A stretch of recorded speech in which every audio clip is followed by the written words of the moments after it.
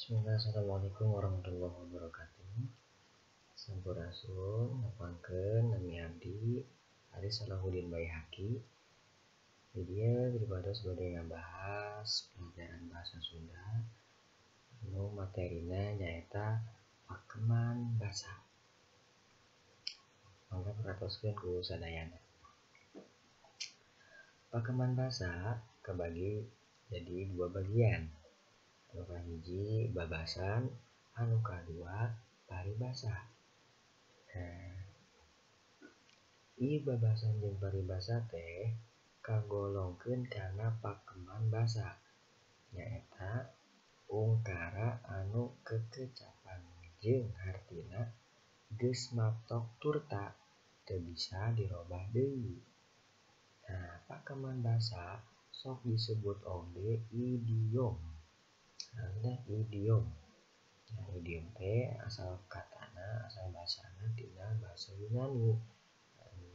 Bahasa Yunanina idios. Artina sorangan, mandiri, khusus, atawa khas. Arti anu kapandi dina pakeman basa atawa idiom disebut harti idiomatik. Cenah harti idiomatik. Naon sih bedana babasan jeung paribasa teh? Paribabasan mah ungkarana parondok mangrupa kecap kantetan. Artina umumna nggambarkeun kaayaan atawa pasipatan jalma, upamana bae beujit koreseun. Sifat jalma beuteung anjeungeun. Jadi sami pasipatan jalma jeung sajabana. Ari paribasa mah ungkarana paranjang mangrupa kalimah sarta ngandung harti anu leuwih jero. Mangrupa pepeling atawa palasipah hirup. Upamana bae ngajul bulan ku asiwung, mesek kalapa ku jara. Paling biasa ku urang kadangu mah ieu cikaracak ninggang batu laun-laun jadi legok. Jeung sajabana paribasa nu seueur keneh nya contohan sejen. Ayeuna urang ngabahas babasan heula. Babasan nyaeta sawatara susunan kecap anu hartina teu sarua jeung harti sawajarna.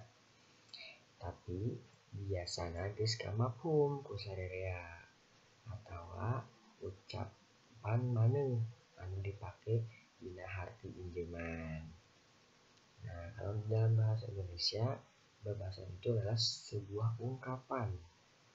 Ungkapan adalah sekumpulan kata yang maknanya tidak sama dengan arti sebenarnya, tetapi biasanya dipahami oleh semua masyarakat atau semua orang. Atau kata yang tetap digunakan dalam arti pinjaman. Sedangkan paribasa hartina sarua jeung ibarat. Upama biasana baku, dadaku jeung saterusna. Namun di bahasa Indonesia paribasa eta itu adalah peribahasa yang artinya sama dengan umpama, jika, biasanya, standarnya, dan sebagainya. Dina omongan sapopoe eta babasan jeung paribasa teh osok dipake naha pikeun mamanis basa atawa pikeun ngantepkeun maksud anu nyarita. Cik piratikeunana ku hideup. Ieu contoh kalimat di handap anu ngagunakeun babasan jeung paribasa. Ieu contoh kalimat anu ngagunakeun babasan.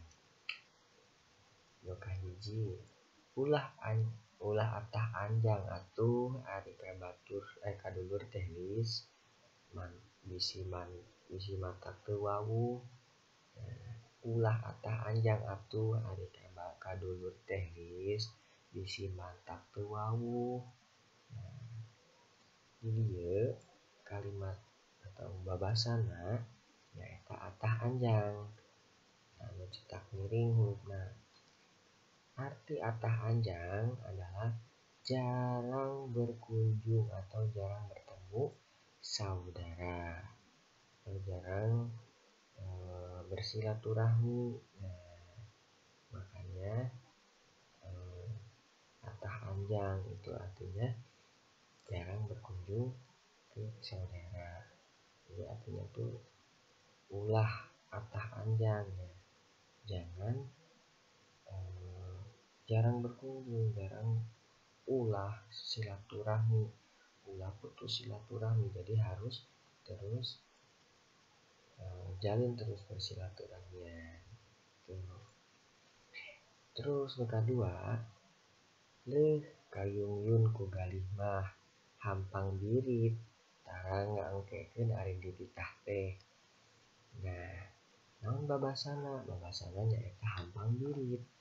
Nah, hampang birit artinya hampang birit teh orang yang mudah disuruh atau diminta tolong. Nah, jadi kalau kita sering disebut rajin atau dalam bahasa Sundana getol. Nah, itu orang yang hampang birit teh getol, rajin, babari dititahna. Tuh, kita kudu hampang birit.